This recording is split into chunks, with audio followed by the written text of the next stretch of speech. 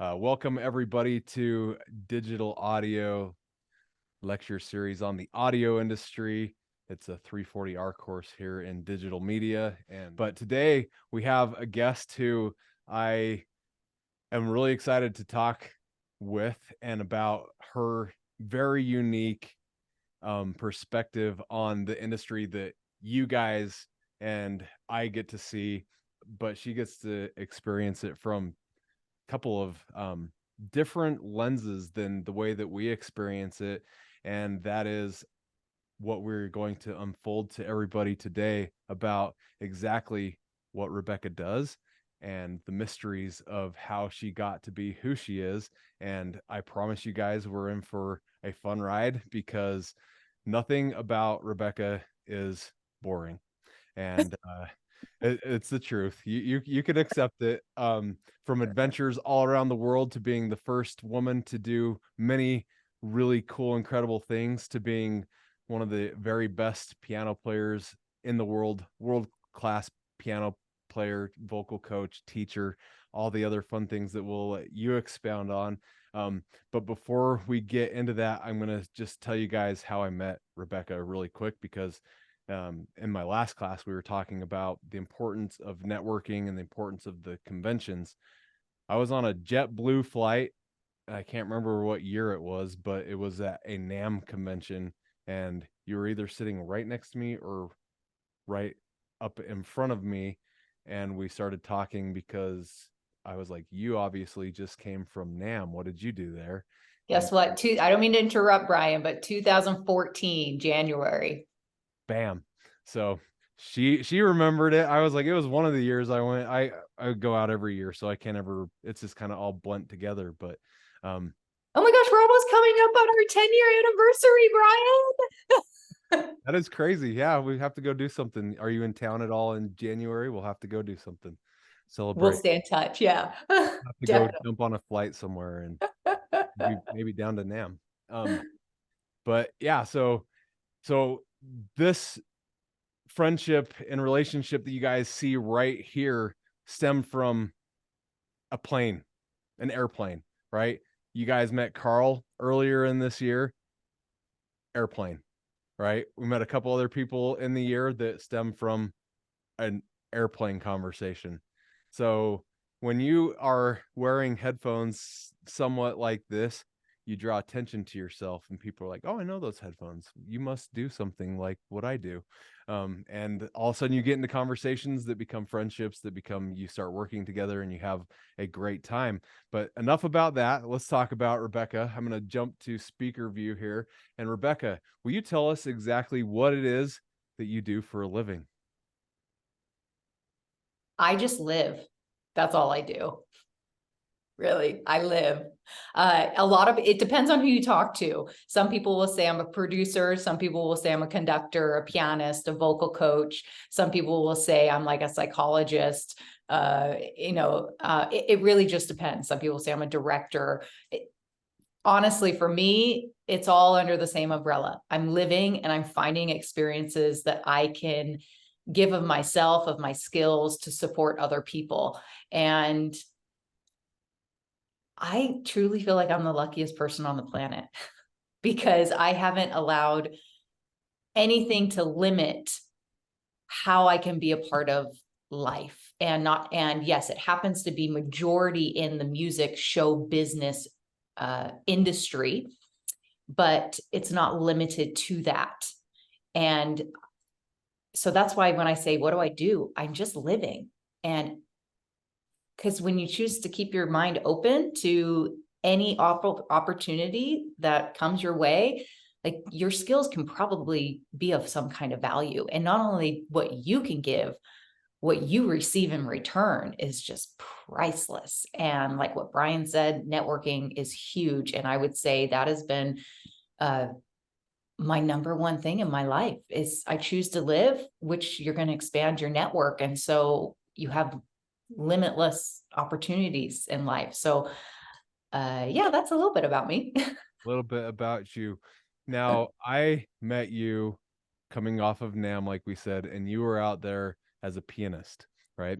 So interesting enough, I was out there specifically skiing. I was working with the Metropolitan Opera in New York City and at Lincoln Center, and I came out to ski for a snowboarding ski trip. And I happened to be integrated and very good friends with Summer Hayes Music. And they said, hey, you should come to NAMM. Like, I think you're going to love this.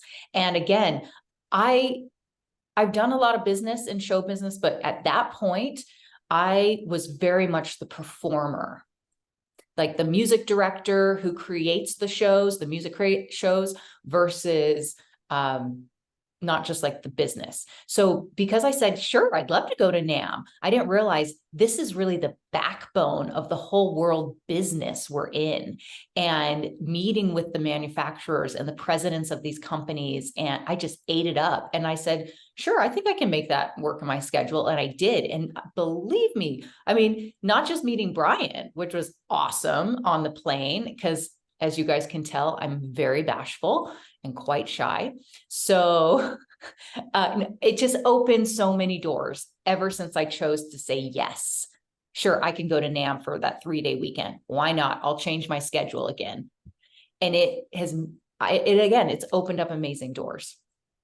Yes. So you were a performer and you've worked with some of huge productions. You've worked with huge things. Will you talk a little bit about how you became that piano performer? And that will kind of segue us later into some of the things that you're doing later in life. But how did piano performance get into your blood? And I know the story a little bit, but will you expound that to us? So if we really want to be honest, where it all started, it started when I was born. And so my mother is also a concert pianist. Music was a part of our life, just as important as all the other educational aspects. I grew up in Washington, D.C., an extremely rigorous, intense, high pressure childhood development. And so you had to just become the best of everything. It was really intense. Basically, since birth, you had to learn everything. But my choice, I was 2 years old, and I have pictures to prove it. I reached up to the pianos, kind of spoiled. We had grand pianos in our household because my mom also had a large studio in the whole East Coast region. She was very sought after as a teacher, and phenomenal because she's one of the teachers who would start any human being as early as 2 and 3 years old, which is another topic, but really phenomenal. And I would highly recommend. So, but I was hearing everything. You know, we start life by listening first. So I would hear all these sounds and vibrations. And I went over to the piano and my little hands reach up and I would be picking out these melodies perfectly. And my mom looked over and said, she's ready to be taught now. So I chose it. And from there, I started performing live in front of many, many people at the age of 3. And then from there, I just kept being a part of show business. And I say it's show business because yes, piano is my main instrument, but I sing, dance, conduct. I mean, you name it, just always been on stage. And being in Washington, D.C., there's a lot of opportunity and culture, arts experiences. So I had a lot of great, phenomenal development, but I chose it too. Like I wanted the responsibility where a lot of people and kids don't really choose. So I chose a lot on my plate. So from there, I was always performing with choirs, orchestras, whether it was concerto competitions, but then I recognized, hey, my mom's a music director and she creates these concerts and composes and puts orchestras together. And I was like, well, I can do that too. And I remember I was like 11 years old and I was like, well, I'm going to start my own show. So then I started getting into music directing and producing, and because I would recognize all these details. And I played multiple instruments, also violin and guitar. So I learned about the whole orchestra, and the more you choose to learn, I was a nerd. I'm still a nerd today. I will always be a nerd. Makes life fun. You're able to relate. And so I wanted to build these connections with people. And so, yeah, it comes down to, here's a simple answer. I'm just a curious person. So I wanted to learn. And so I wanted to learn what is it that these people know and have figured out about their instrument, about life, and I'm going to do the work to figure it out. And I did. And again, I'm the luckiest person on the world. I mean, it's a lot of alone time, but I figured out some magical things about life and about people. And because of that alone time, I have been able to be a part of collaborations, which also has brought me together, with Brian and all of our work together over the years, because I knew that for this time, all this alone time is so that I get to enjoy being around people. So it's worth it. So it started with the piano, but from the piano, it is expanded to show business and everything you can imagine. From the concert stage to recording artist to producing to then business and then adventures around the world. I mean, you just name it. So that's kind of how it started. This adventures around the world, it's going to just keep popping up, and I think these guys are going to be a little bit curious. Before we go on to like the production and some of the things that you see that relates to us, will you talk about experiencing life how you did last year and what you were able to do and accomplish and some of the pitfalls that happened while you were doing that? Will you talk about that just a little bit? Sure. So last year I had many world life adventures and travels. I'm assuming, Brian, you are referring to my Amazon challenge? Correct. Okay. So I was on a 2-month Amazon challenge on a motorcycle off-road for 52 days straight. This has never been done in human history. And there was only 7 crazy humans in the world who chose to do this. I was one of them. Happened to be the only female who chose to go. The men were so shocked that I showed up the first day. We didn't know anybody. We were all new to each other. We had a support vehicle, and we had 52 days to ride the whole Amazon. And basically that was 10 to 15, imagine this, 10 to 15 hours. If anybody, how do I put this? Let's just say you have to run a marathon and repeat it for 10 to 15 hours a day. Or take whatever the most intense high brainwave frequency intensity you've lived on and multiply that by, I don't know, an infinity. So we're on a motorcycle. This is all uncharted territory. And these are adventurous motorcyclists who have been professionals in riding for 20, 30 years. I just jumped on a motorcycle. That's it. This is another philosophy of mine. I jump into things as if I'm a pro because I want to figure out, have I really built my intelligence and my capabilities? I train in a certain way so that I can feel confident and calm in any situation in life. And also, I really respect what we've been given. And the only way to know if you can do anything is by do it. So I said, sure, why not? So again, so I'm on a motorcycle trip, excuse me, not a trip. It's totally a challenge race. No one's done it. 2 months straight, 10 to 15 hours a day, you're riding by yourself in the middle of nowhere, the remote parts of this world. It's magical, but it's solitary confinement, really. You're not riding with people. Everyone rides at their own pace. We did have a support vehicle, so if anything did happen, you had that support, but you had to wait because that was the caboose. And sometimes, you're riding in deep, deep sand, thick sand, rivers, rocks, storms. I mean, this is not something comfortable, especially what we've created in the United States, but my goodness, what you get to see. So every half of the guys dropped out by about week 4. There's only 3 out of 7 people who finished this to completion. And I was one of the 3 who finished this challenge out of completion, being the only female. And I also rode with a broken foot for the last 4 weeks of the challenge. So I got hit by a bus halfway through. It was already challenging enough, but I got run over by a bus who decided, you know what, we're not going to stop. So the first and only major city we rode through in Belém, which is the delta of the Amazon. We just finished the coast to coast ride. across all of Brazil.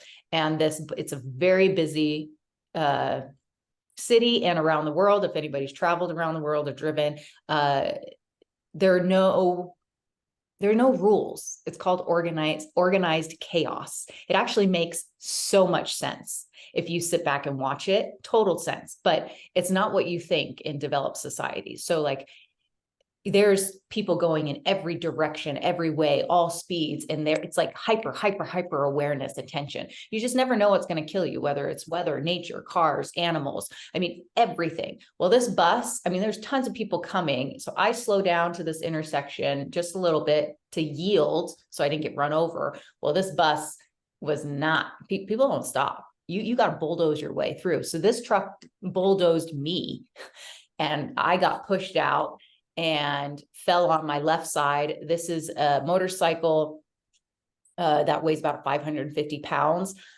I do train to be a strong person, but even on my most athletic strength days, I can't even deadlift 550 pounds. So this falls on my left side. My left leg is crushed under the motorcycle. This is all happening in like 2 to 3 seconds max. I am kissing the ground. But there's another car about to hit me head on, this white, tiny little car, almost like the size of a Fiat. And I somehow my left leg, that it saved my life, picked up the whole bike plus my weight as well. And I full throttle it and somehow squeeze through all this traffic and I don't get hit a second time.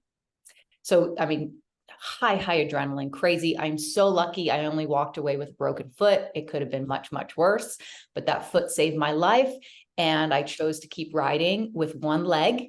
It was excruciatingly painful. I rode with a broken foot for the next 4 weeks and I finished the challenge and race to completion. And it's pretty amazing. So this past year, I've been recovering a broken foot, rehabbing that, as well as I added more adventures. So that's the main adventure that Brian was talking about. I'm so grateful and proud in a way that I got to experience that and I get to share my story.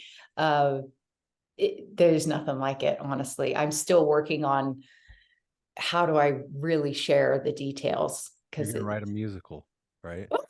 It's going to be on Broadway. You're going to have somebody get hit by a bus in the middle of the crazy city. So I've heard this story from the podcast Fit to Fat Fit, right? Yeah. Mm-hmm.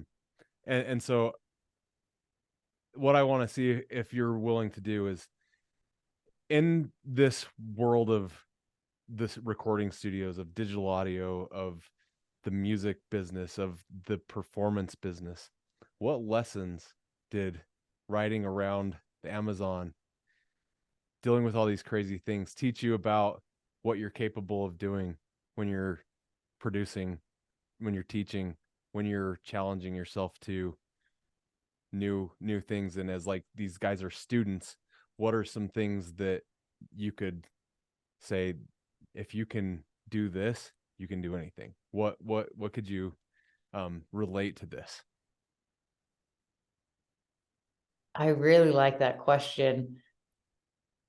But what's really caught me off guard is how you are asking me to relate to what I experienced in the Amazon to bring back to life.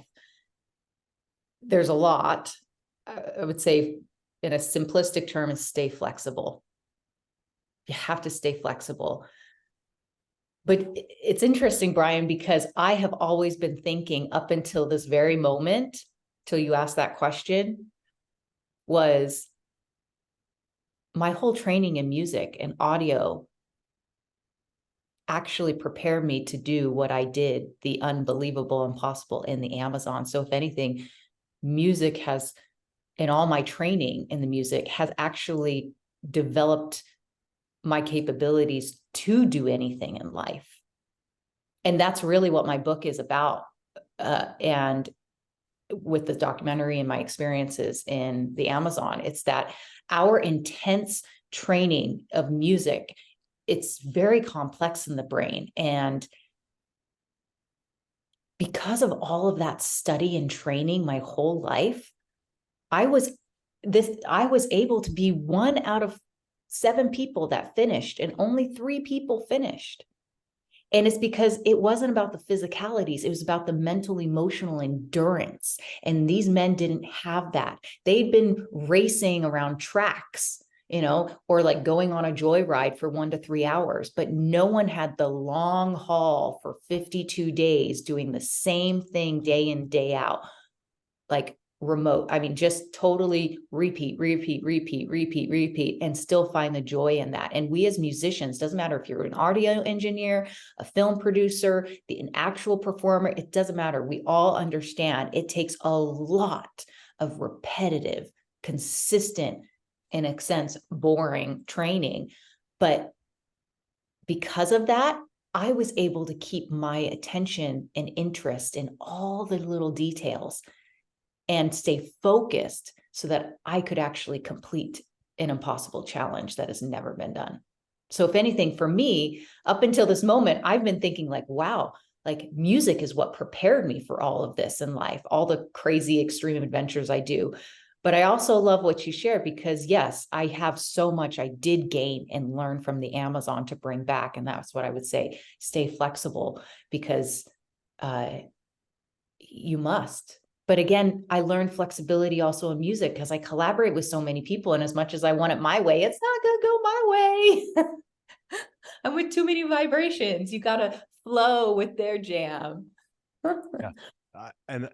I knew that we'd get a really fun answer out of you as we unfolded that. And I had goosebumps, but I have a sweatshirt on, so I couldn't show you. But like what you said resonates just so deeply within everything that we do.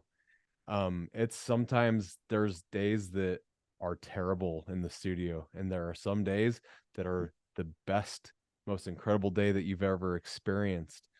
But it was that repetitive cycle and being able to do those things over and over and over again that I just knew that you would be able to say, you know what, this is what made that happen. Let's go back in your life for just a minute. You talked about being 11 years old, starting your own performances. That obviously led you to college and then onto your master's degree. When you were in those experiences, what lessons were you able to pick up that you still use to this day? And what are some of the things that you just said, you know what, I don't need to deal with that anymore? The main lesson I would say is trust your capabilities and allow them to keep expanding. I think I was given a lot of opportunities from a young age, because you don't find a lot of kids asking for the CEO position or the director position at that age. And I wasn't asking them like, oh, I just want to try this. No, I knew I was going to give them a professional product and a little better, because I observed what was going on and I knew I can do that. I'm going to give them a little bit more. And I'm going to give them my little zest and spice and add to it. So a lot of people entrusted a lot of responsibility in me, but I loved it. So from a young age, I trusted, I knew I could do it. But also, I'll share this with you too. I've also been told no with about every single thing in my life from a young age. And if I got a no from someone, I would just go out and meet someone else who would give me the yes. So I never stopped, because I knew I needed to show what I could do. So I never trusted and I never believed when anybody said, oh, you can't do that, or oh, you don't have enough life experience, or oh, you don't have enough training, or oh, you're not this age or that age or have this accolade, et cetera, which you're going to hear if you haven't heard already. I'm sure you guys have, but I've heard it forever. Or oh, you're a girl, oh, girls can't do that, again.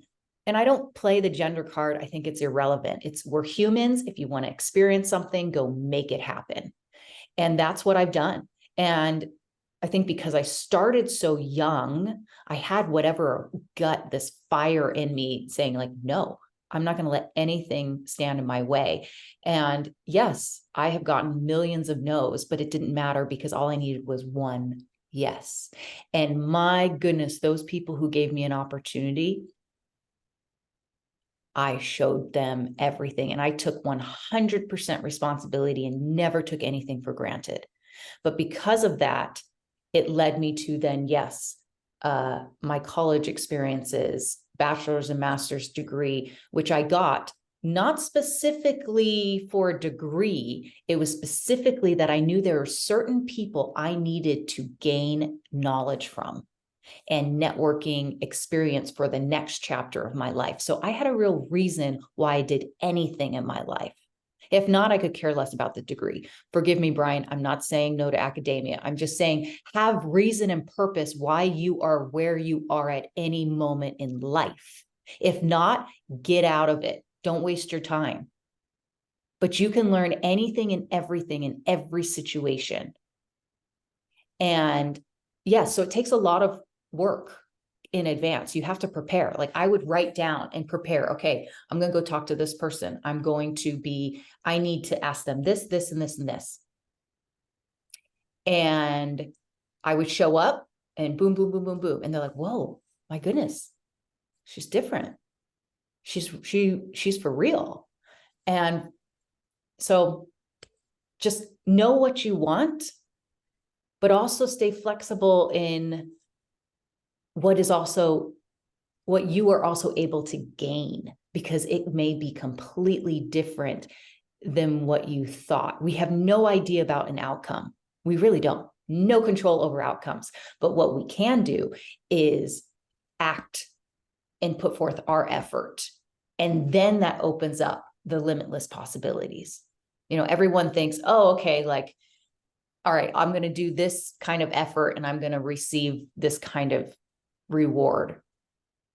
And it's like, no, no, no, actually, you got to be totally neutral with what comes next. If you use Newton's law, with every action, there's a reaction, but we can't control the reaction. And in my life, I've always trusted that things are going to be connected. I don't know how, I don't know when, but I'm going to show up and just be in awe of life.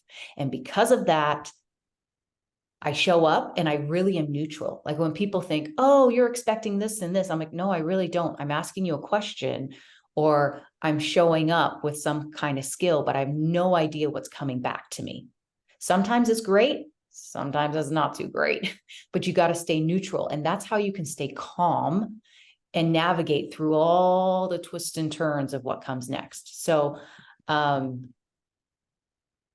hopefully that is all kind of segue into your question, It very much works. Yeah. I I obviously come to these recordings and these things loaded with, I don't want to like make it a specific, I want you to give me this exact answer. That there's no fun in that, right? I love that you are, and this is part of the performer in you.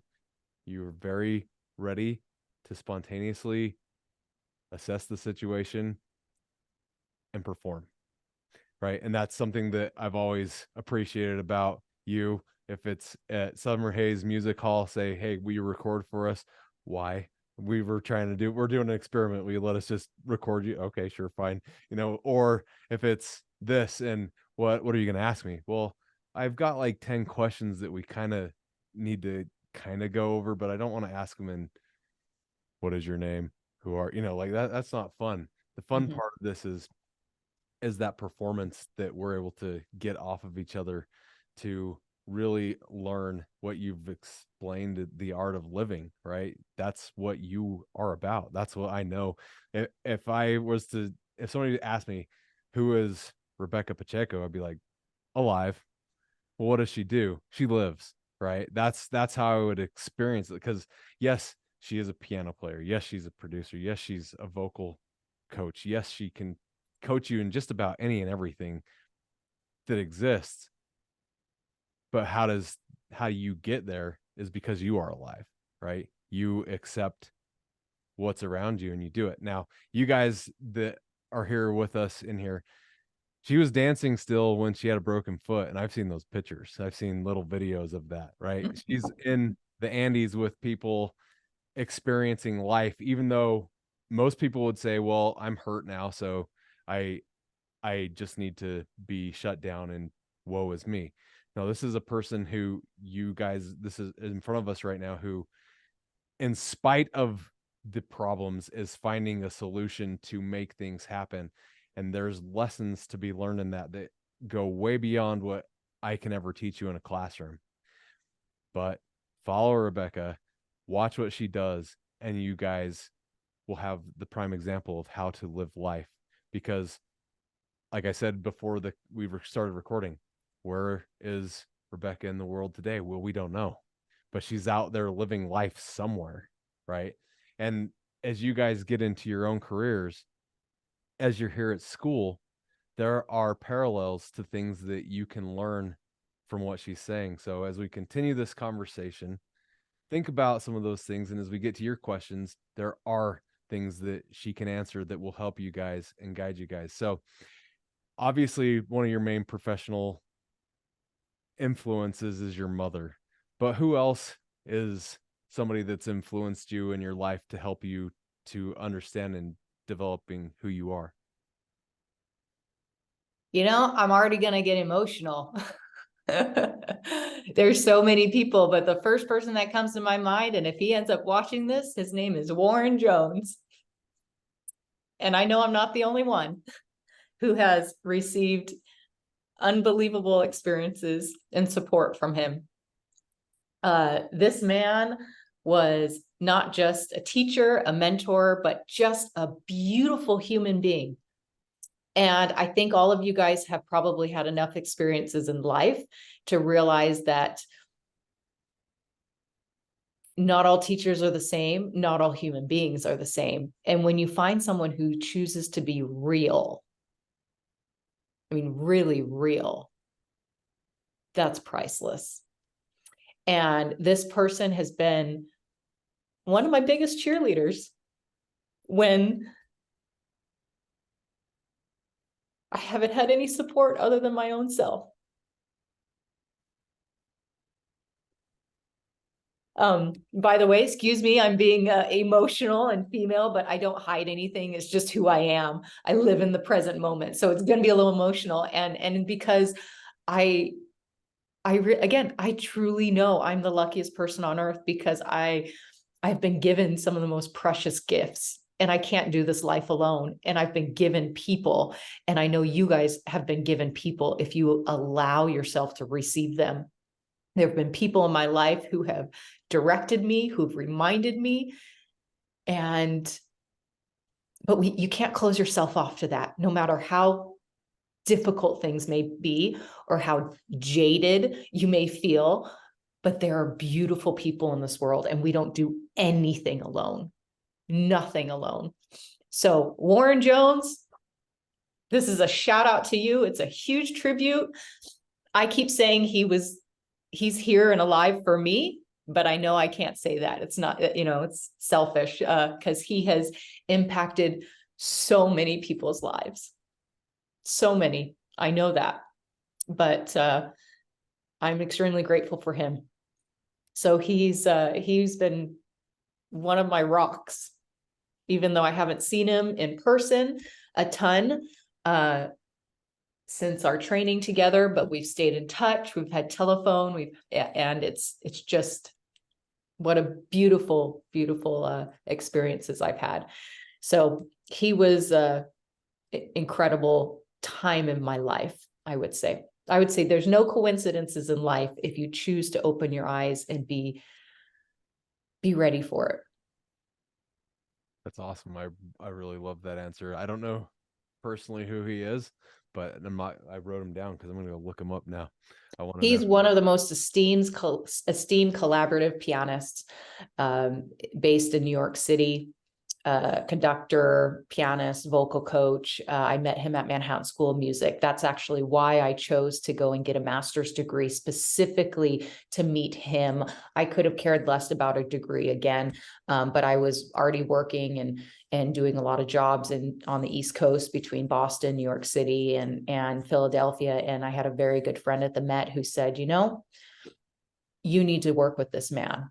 And if you choose to do anything in life, he will change things around for you.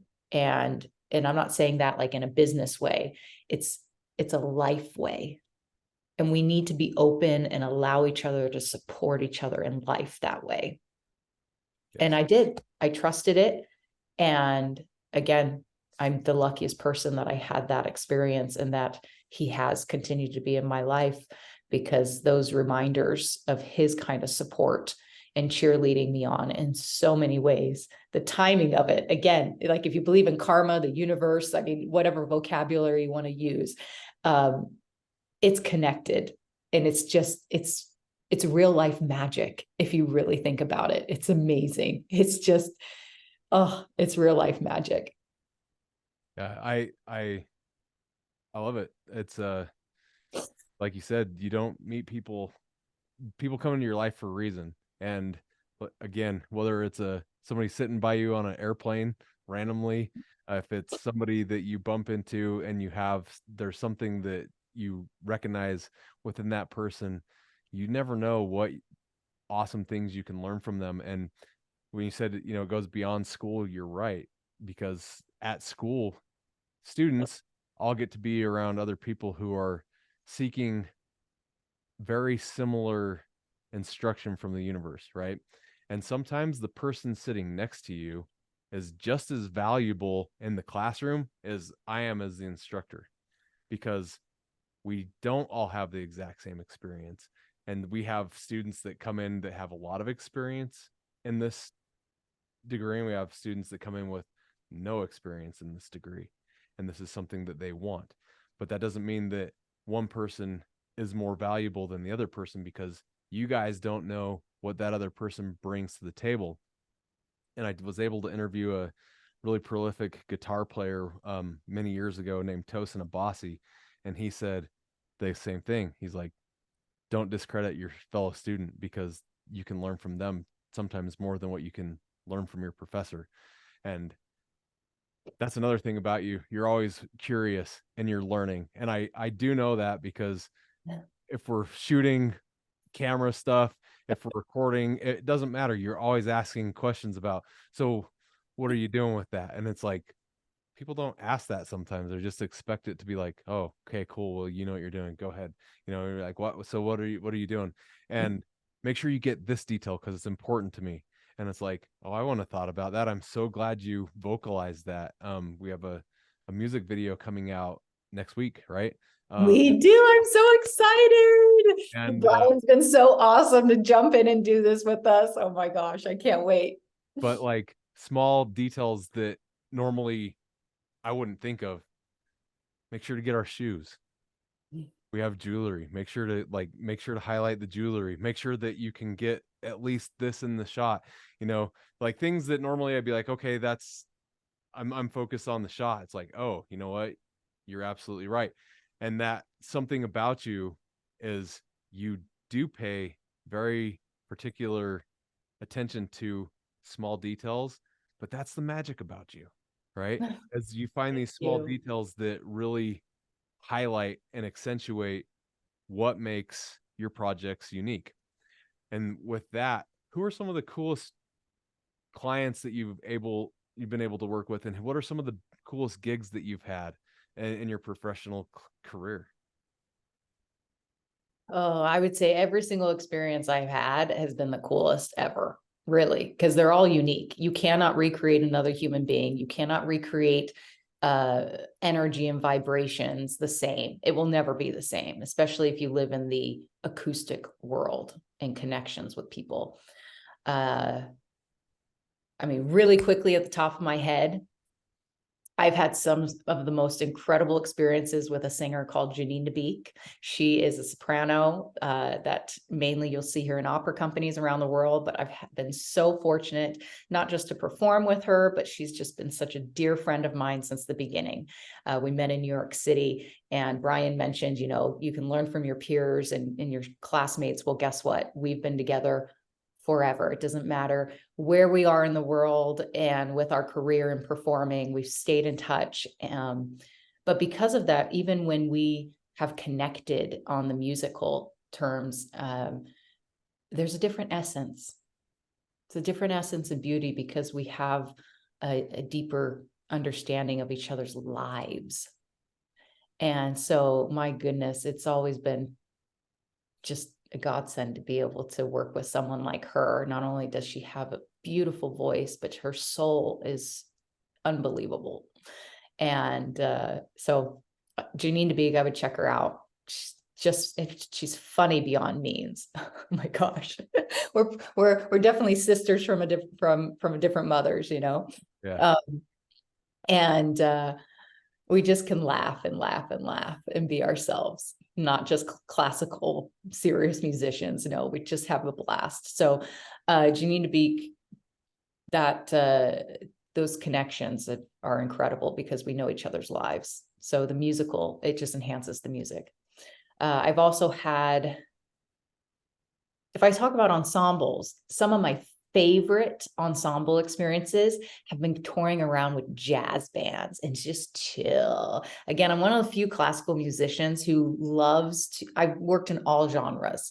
So from jazz, pop, rock, Broadway, et cetera. And it's just enhanced my classical musicianship. I would say the classical technique has allowed me to be able to play anything and everything. But then I was curious. I want to learn how to compose, improvise. So I put myself in uncomfortable situations. But because of that, I met some awesome, just great personalities, chill and jam. And I mean, we'd be playing incredible music, these jazz bands, but there was no stress. And I was like, hold on, we should be doing this more often, no matter what situation you're in. I mean, life is, and music is always going to be intense and have pressures and problems, but why not have fun while you're doing it? And so I loved what I learned from these guys touring around with them is you can have fun while you're playing intense music. And so I learned that when I was 20, when I started touring with them. And it also changed my whole perspective, how I go into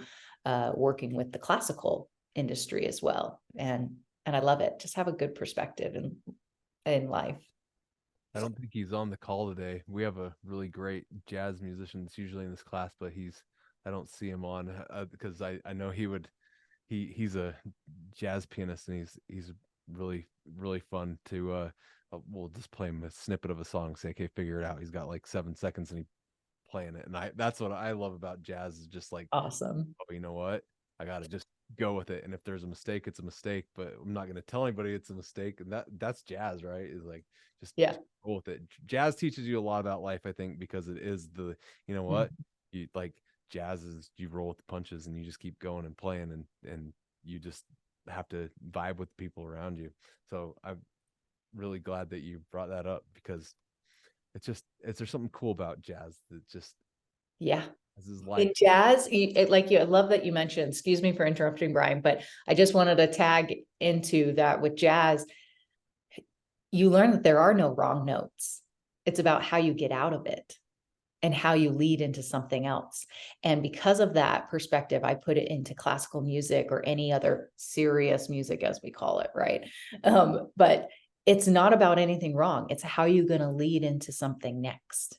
And I learned that from jazz. And then I was able to just chill in just about anything I do. And I just laugh and have a good time. So I love jazz about that. I would say any and all classical musicians, go figure out some jazz so that at least you can have some fun when you get back into the classical world. And an observation from watching you play is, like, I do notice that most, like, classical performers are so rigid and tight all the time, and you don't have that. And is that No. because of jazz? Like, because I've always wondered, and I haven't ever asked. I'm like, I don't know why, but when you play, you're so much more just fluid and relaxed, and life is happening, and you're not just like robot, and I see that. Is that why? Thank you. Thank Yeah. you very much for observing that, because, well, from a young age, it's all about releasing tension and no tension. And so between that technique, philosophy, and my own choice to be fluid, I would say jazz just helped me expand upon that as well. And also, again, I'm a dancer. I love to dance. I'm also Latin. You can't keep us in a box. As much as people might want to try to keep us in a certain way. I mean, come on. I mean, Brian, just to let everyone know, I have Brazilian blood in me. If you know anything about the Brazilian culture, we live life freely and fun. Like, there is no way you're going to contain our energy. So between having a very, very early age technique and philosophy of release of no tension, release of all tension, excuse me, to then led me to experiences with jazz that helped me deepen that even more, to then also my dancing, and then also just who I am, my personality. It's like, in order to really be who I am, this free bird and zest for living in life, you have to be able to move freely. So thank you. I really, really work hard to be fluid and free with my movements and not to be rigid. It's just Well, not who I and am. it is something I noticed. Like I think anybody who observes from recording, filming, whatever you're doing with musicians, I watch it and I'm like, man, I wish I could just get them to relax a little bit. And I feel that in the studio, the tension sometimes it's like, I'm like, I just wish I could get something in there. And I'm like, I've never had that with you. It's just like, let's just go. Right. If things aren't perfect in the exact moment, it's okay. Let's just go. Right. And that's just something about you that I absolutely admire and adore, because you are so open to whatever comes to, okay, let's just go on to the next, just to the next phrase. And that's what you said, right? The jazz taught you how to get out of the wrong note, and it's how you get out of the wrong note. And that's, I mean, if I had to summarize that about you, that's the greatest thing that I've ever witnessed in a human being, is watching that in you from so many things that you do. It's really cool. So Thank you. yeah, with that said, obviously we can appreciate things as they come and go, but sometimes when we look back, we realize like, oh man, that was a really hard time in my life. And there was lessons to be pulled out of the hard things as well. What are some of those that you could expound with us that really have helped shape who you are? So you'd like me to share some of the hard things that I've learned from? Yeah. And it could be music, it could be something else, but something that's helped you as you, because you're like the cat that always lands on your feet. So what has helped It you? hasn't been easy, I will tell you that. I never know when the punches are coming, and they hit hard. They really do. And they can knock you out. I've been knocked out a lot. Uh,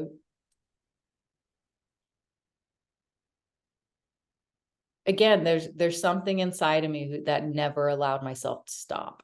And giving up is not an option in my life. It's not. It's never an option. And everything is connected. It doesn't matter if it's your music career or personal life, it's all connected. We're living. And when you stop differentiating and separating that, life's going to start working with you. And again, I haven't always had support from human beings. I've been made fun of a lot. I have been told no. I have lost sponsorship. Again, I'll go back to the Amazon, for example, as a perfect example. I lost all of my sponsorship 3 weeks before this challenge happened. That put me under a lot of money I had to raise or use my own money at the last minute. So yeah, that was devastating, because I made a commitment to do this. And now I was in a situation where I have to somehow support this. All my sponsorship was gone. But I just took a few breaths when I received that information. I said, okay, Go back to the drawing board, Becca. This is nothing different than what you've ever been through in your life. You know, you would think that sometimes in life, you're like, okay, come on, I've got to get a break. Like, stop with all these hardships. If anything, I think life is just going to keep testing you to see, do you still really want this? Because if so, you have the skills and tools, so go do it. And so, as devastating as that was to lose my sponsorship, which didn't make any sense, but it was devastating. It's like, okay, I had have my little cry fest. And actually, I didn't cry at that moment. It was more distraught. Like, I was in awe. Like, come on, I've been through enough in life. Can't someone be reliable? Really? Come on. But no, it gave me an opportunity. It gave me an opportunity to step up again, go make some phone calls, go do the hard work, write some emails, and go find the funds again. And I did. So, in all honesty, it's not about if the hardships come, it's about when they come. Are you ready with the tools to know when to step up again? And there's nothing wrong with being upset, and do your cry fest, as you guys have already seen me do today, but that was out of gratitude and deep joy and appreciation for someone.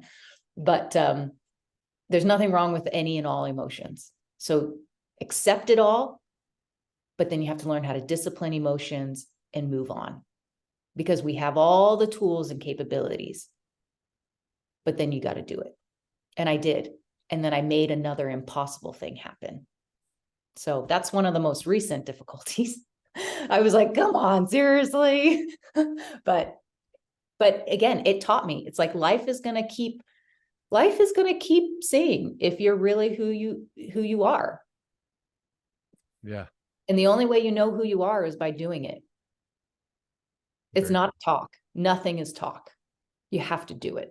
And that's what life's going to test you forever and ever. And there's nothing wrong if you don't want to do something, because you can alter your life at any moment. I mean, any moment. But if you really, really want to be a kind of person and a certain character, life is going to throw you, and see if that's really, really what you want. That is so awesome. And thank you for expounding that, because that is probably the coolest answer I think we've gotten in this semester. And it's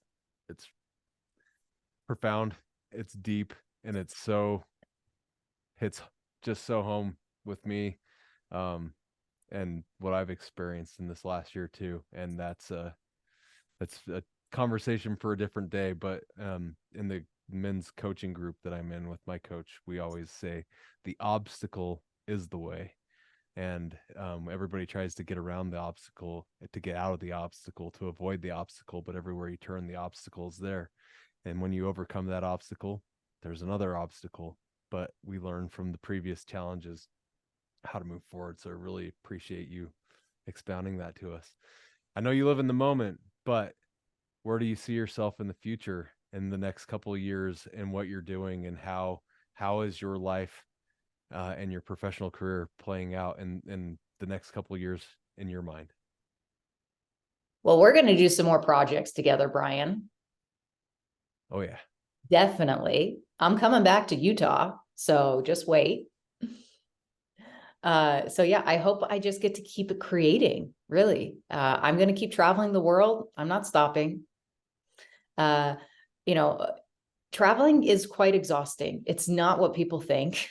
The experiences you do receive are out of this world, but it is exhausting, and you have to choose to be so disciplined with your lifestyle. It never changes where you go. And so you have to learn how to be gentle with yourself and kind. Again, it's not for everyone, but there's too many things that I know I want to experience, I want to be a part of. So I will be music making, creating, developing artists all around this world.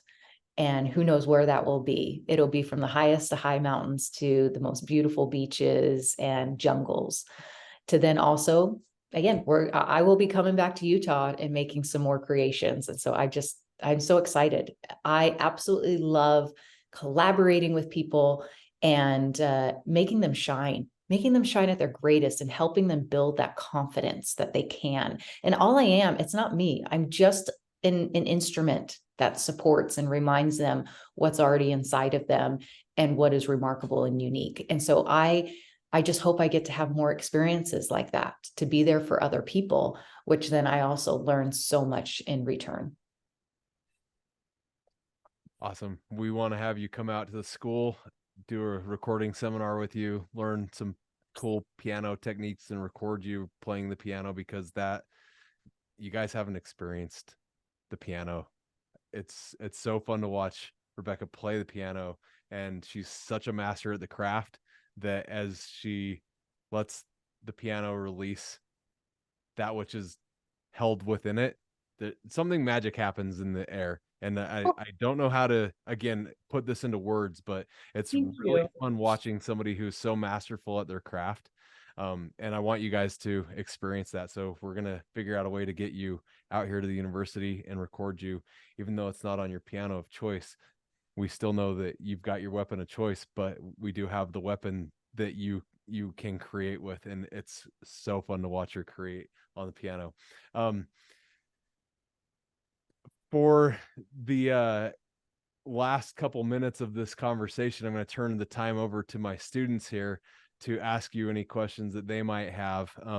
But before we get there, thank you so much for taking the time out of your busy schedule, jet setting wherever you are in the world, and appreciate the time that you've given to us and the insight and the wonderful words and the passion that you have for what you do, the passion that you have for life, and for sharing that with us. And it really is just an incredible moment in my life to think back to a plane ride that happened almost 10 years ago. I Uh, know, crazy, right? It's yeah, to amazing. meet you and to be able to share a connection for so many years and to experience so many cool, just every time that we get together, just something cool happens, and we need to get you into that dragster still. So we'll Oh my gosh, totally. we'll I can't believe I missed out. That's one thing, guys, I'll tell you. I don't say no to things. I like make it all happen. But that one summer I said no to go drag racing because I was in the middle of a lot of productions. Ugh. See, I live my life so I don't kick myself in the foot, and I still kick myself in the foot. I could have made that happen. I would have been exhausted that day, but who cares? So yes, thank you for reminding me, Brian, because I do want to make that happen. We need to make that happen.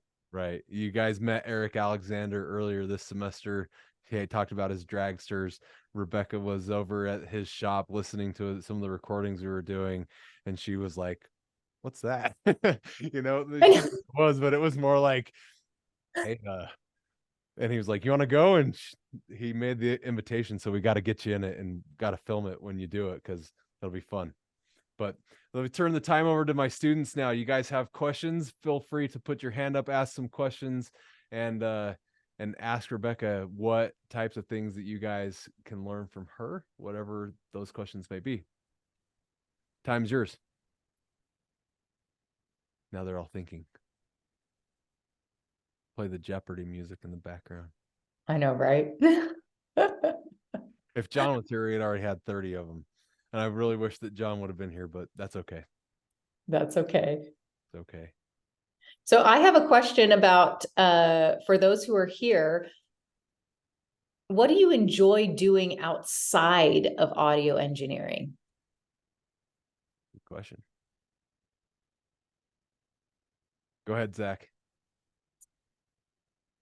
I I'm sort of a person of many different interests. I almost feel like there's too many things for me to ever actually be able to fully delve into everything I want to do, which I hope to eventually be able to do. But one of the things that I have been really getting into recently is like cooking and like drink mixing, like trying to create new and cool flavors for things and learning about the history of all sorts of different like cocktails and cooking techniques and things like that. I feel like there's so much that I can delve into in that world that I'll never like fully get all of it. How cool. You know, Zach, by the way, I hope you had a good lunch. I saw you making sure you had your energy. Um, but it's so cool. I have a brother who's totally got into the drink mixing right now and loves that art. And it is an art. It's so cool. And reading books about the history. So way to go. In all honesty, all of that little details, it's even going to connect into your engineering world too. It's just amazing. It's so cool. Absolutely. Yeah, and as far as eating goes, I got to fit all of that in somehow. Yeah, don't miss out on eating, guys. You need energy. The only thing really you need at the end of the day is sleep, food, and water. Then you can do anything in life. No, really, that's your energy. So don't ever let that down. Thanks, Awesome. Zach. Well, thank you. Oh, You're Travis welcome. says mic is broken on this laptop. What resources do you use to help yourself open to new experiences? Okay, resources to open up to new experiences. One, I talk to people, networking. I'm just not afraid to say it's as simple as hello. You look a human being in the eye and you say hello. And if the human being is going to receive that and respond back, just start a simple conversation, a simple question. And from there, it just expands. Everything starts with simple, basic skills. So I would say if you don't have any other resources, you have your eyes and you have your capabilities to speak and introduce yourself and talk and just be curious about someone else. Like as simple as Zach just shared, about his love cooking and also, mixing drinks. Be interested and find a commonality and common ground. And believe it or not, like that's going to open up doors more than anything saying, oh, here's my skills in audio engineering and I know how to mix this and that, or I am so great with mics. And no disrespect, there's nothing wrong with talk shop. You can, but I would say most of my opportunities and experiences come because I choose to relate in something else in life. And if people like you, you're going to end up doing stuff together. So just having simple human skills. No, don't be afraid to talk to people. That's probably one of the best resources ever. Again, it can be anything else from like doing social media, LinkedIn, those connections, fine. But build your interpersonal and human skills. They will take you far beyond that you think in this world, because let's say technology shuts down tomorrow for whatever reason. What do you still have? You have yourself. So you can still go talk to people. That's your biggest asset. So develop yourself, your skill sets, your communication skills, your negotiation skills. Awesome. It reminds me of something that one of my colleagues says a lot. And he's like, if you get two engineers together, how do you know which engineer is the introvert and which one's extroverted? And when he asked me that, I don't know. And he's like, the extroverted one's looking at the other engineer's shoes.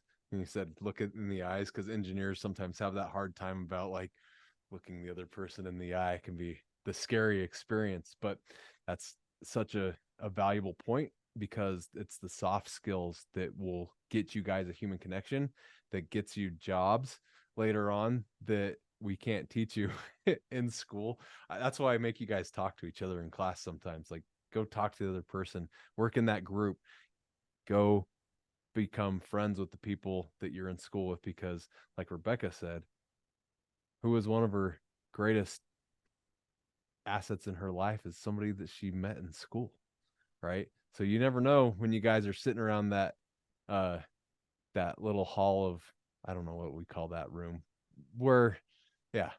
Yep, that's Awesome, exactly Zach. right there. When we're there, that's what, that those relationships that you guys are forming now, those are some of the people that I still connect with the most in outside of school. And so you never know where these relationships are going to take you. Build soft skills, if I was to summarize that. You guys have any other questions?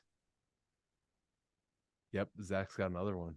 And I know Thomas has one lurking inside him. He just hasn't figured out how to put it together yet. Go ahead, Zach. So this is one that I just enjoy asking because I think that it reveals a lot about things that people care about. But what question do you wish people would ask you more?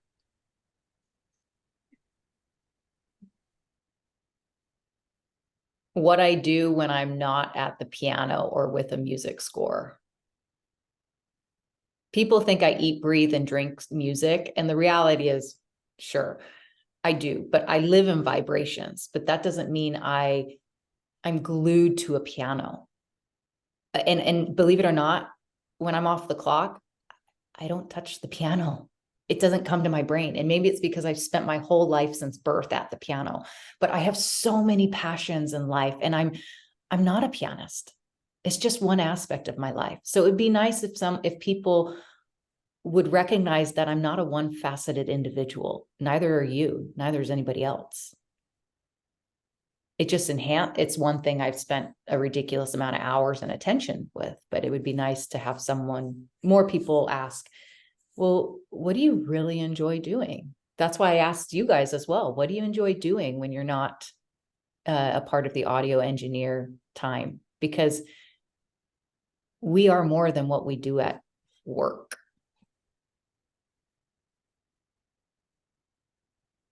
The list is so Awesome. long for her. Yeah, I was gonna say I would ask you what you do outside of work, but it seems like I would have to narrow it down to more like what have you done outside of work in the last week that that Well, not the excited. last week, but I did smash my face into a mountain biking a couple of weeks ago. That's why I have all this awesome scarring.